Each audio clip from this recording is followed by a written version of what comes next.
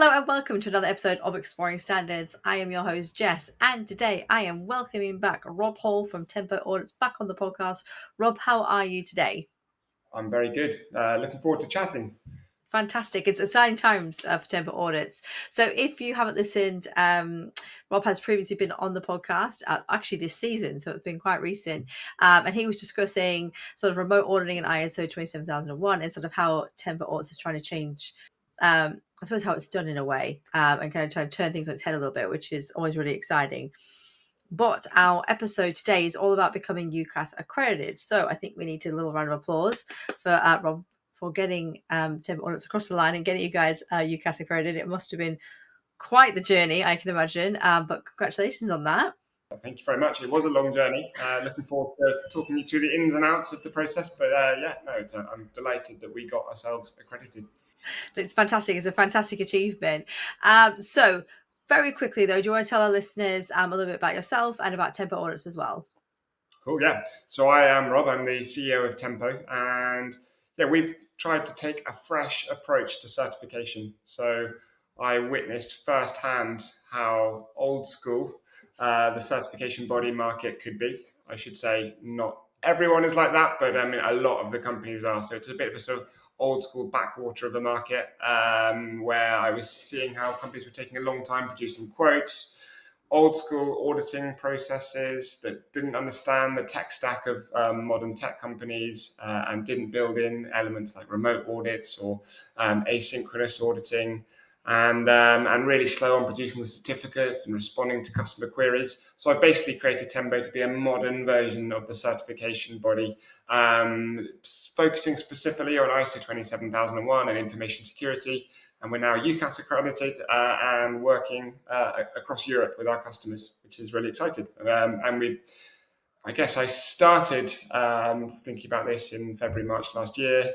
Started our first customer in July, got accredited about 2 months ago, and we've now had 70 customers through and under our books.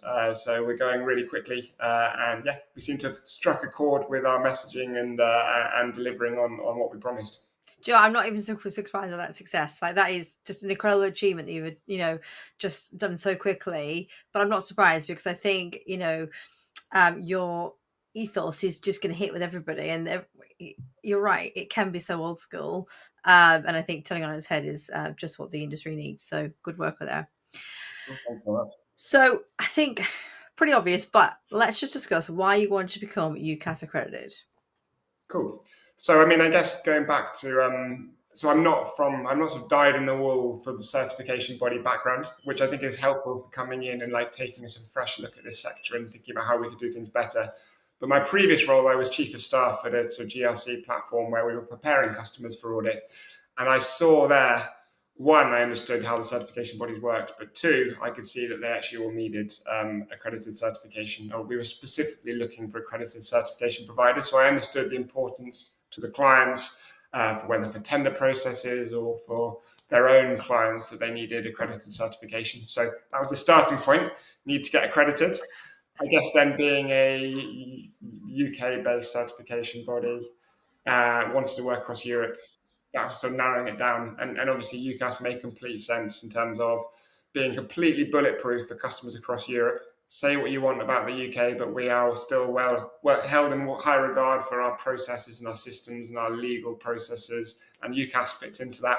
So, it's going to be a bulletproof accreditation. So it was just obvious that we were going to go with UKAS, with the one caveat that if you're starting a certification body, you then look at the time frame, the process of getting UKAS accredited, and you gulp a bit at like how long it's going to take. So that's the next step, and then we can talk about that in a second. Yeah, well, absolutely. Talk us through that process, because I can only imagine kind of what you went through. Well, I mean, to start with, you sort of look at all the requirements that you need to hit to create a certification body, and if you're not from the certification world, it's quite a sort of onerous, list where you're like, okay, we've got to do a lot of stuff to get ourselves set up. And then you look at specifically the UKAS steps. And I think they talk about it could happen in 6 months, but in reality, it took over a year. And I think that, I gather from what I understand, that is actually pretty fast. But you need to do, as a new certification body, we had to do a pre-assessment. That took around 3 months. Then we booked in our initial assessment, and we had that then booked for around 6 months, was the end of the last summer. And that's where they come. We're fully remote, so we had 2 UKAS assessors who came suited and booted to my house with a dog and a baby upstairs. I think I gathered that they were the first time they'd come and audited in people's houses, but they hadn't got their heads around remote auditing yet. In the same way that we have. So that was an interesting experience and a really intense couple of days. And it's exhausting. They literally they go into microscopic detail and uncover lots of findings, which is great. It's all part of the learning experience. And as a certification body, you can't say anything different. It genuinely is part of the process. But then the process, and then they did 2 witnessed assessments. So they come in and witness 2 of your clients being audited, which is also, again, intense. And then between those assessments, you've got a whole load of findings, and then you're into the resolving them process, which is quite lengthy as well. Not because closing them out is challenging, but just because UKAS is not particularly nimble. It's so you can submit them, and then it takes a month can go past of a bit of chasing here and there, and then finally gets reviewed, and there might be another comment, and then another month goes past. So I'd say that from the findings from the witnessed assessment through to getting our accreditation was probably six months again, and that's what took us the whole year. So time goes by, in which time you're talking to lots of customers and trying to explain the situation and keep them on board as you sort of go through this journey. Yeah, it sounds like it. I mean, I can only imagine how stressful that was all for you, and obviously taking so long and things taking forever. And I think that it sounds like it was quite the process, but really really good work on getting it. What I am going to say, something that kind of hit a note for me as you were talking, was about that you are completely remote, you are working at home, and that the auditors had to come into your house where there's a baby and the dog. And I love that, because it just shows that you can work flexibly, and these things do work, and you are just showcasing that. I just think it's amazing. Yeah. Well, in many ways, UKAS represent exactly the type of certification body that we're trying to be different from. Yeah. Not in terms of standards, because I think UKAS do an amazing job of sort of guarding standards, and likewise these sort of old school certification bodies. But it's sort of relatively arbitrary about why they would need to come to my office and I sit on a screen and show them stuff in exactly the same way that I would share my screen if we were doing it remotely. And it does create a sort of interesting dynamic in your house. It actually worked very nicely, and they were great, I should say. Shout out to both the guys who came. It was nice to have them in our house, and we put in a nice coffee and some croissants for them every morning, and it was good. But yeah, it doesn't necessarily need to be like that. And likewise, the speed of sort of closing out findings or non-conformities, you'd like to think that things could be quicker. It's done to a really high standard, and I guess that's what we're looking to do with our work as well. I think you're making a really good job of that, so fantastic work. Right. What did you learn during the process? I think the biggest thing I learned is actually the value of the process. You can see how I'm not from a certification body background. There was stuff that I was going to learn through the process of being audited that immediately flows down through our processes.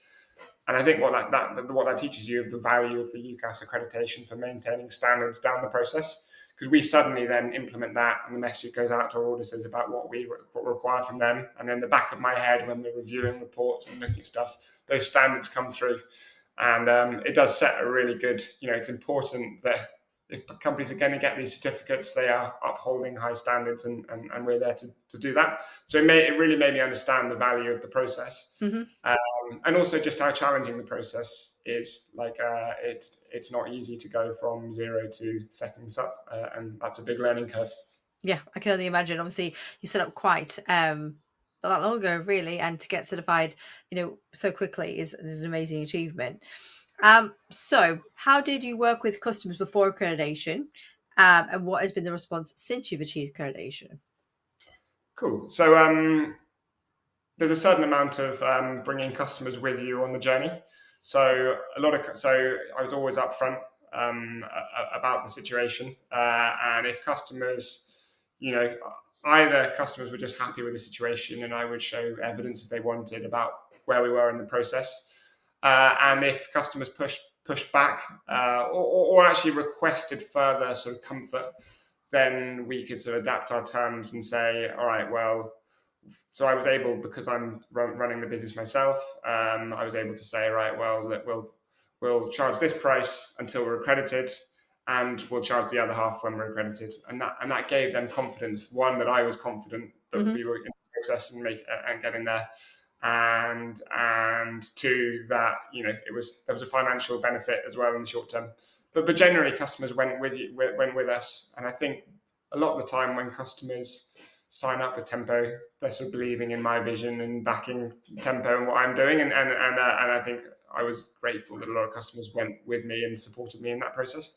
I love that. Yeah, I think you're right. Kind of the ethos that you have is going to filter through into the customers, and the fact that they supported you is an amazing achievement. It's wonderful. So how is remote auditing working? How are you doing for that? Great. I mean, it's just our standard assumption now. So I mean, I guess we'll talk about it in a few different ways. For the customers, I don't think I've maybe had one customer call where they've like specifically said, right, I'd like a physical audit. So generally it's the assumption that, and we do give customers the choice, and we ask them if it's their preference. So it's their preference generally. So that they're delighted to be able to do that. From a sort of standards and auditing perspective, we have our remote audit risk assessment process that we follow to the T, and we're making sure that we can deliver a good audit. And I'm happy that, yes, we're maintaining the same standards despite doing it from a remote auditing perspective. From the auditor's perspective, you'd be surprised how happy auditors are, or maybe you wouldn't be surprised, because I think their lives previously involved a lot of miles around the UK. So it's better for them, and it also means that we're able to work across Europe immediately. So about 50% of our clients are from across Europe, whether it's a DAX region, Nordics, Netherlands, Belgium, Ireland. So yeah, it sort of makes a lot of sense from that perspective as well. Yeah, I love that. I think, as you said, this is the way things are going at the moment. There is just no need for someone to travel all that way when you can absolutely do it online. And if that's what your customers are requesting and they want, then it's fantastic that you're able to offer it to them and are so flexible giving that them. Yeah, I mean, and we have done a few physical audits. If customers have server rooms, physical critical infrastructure, then that becomes a physical audit, and that's fine, and the customers understand that. But it's for the tech companies who are doing everything in the cloud, working from an office in a co-working space, and it just doesn't make sense. It's a bit like the UKAS auditors coming to my house. Like, what's the point? Maybe it's the croissants. That's what it is. Not advertise that. Right, well, thank you so much for joining me on today's podcast. It's been an absolute pleasure having you back on again, and it's been really interesting to sort of hear the process that you have been through and Tempo has been through to become UKAS accredited. And I can just tell by the way you're talking about how passionate you are, and it's fantastic. So thank you. Great. Well, thank you very much for having me again, twice in the season. So that's exciting. Yeah, absolutely.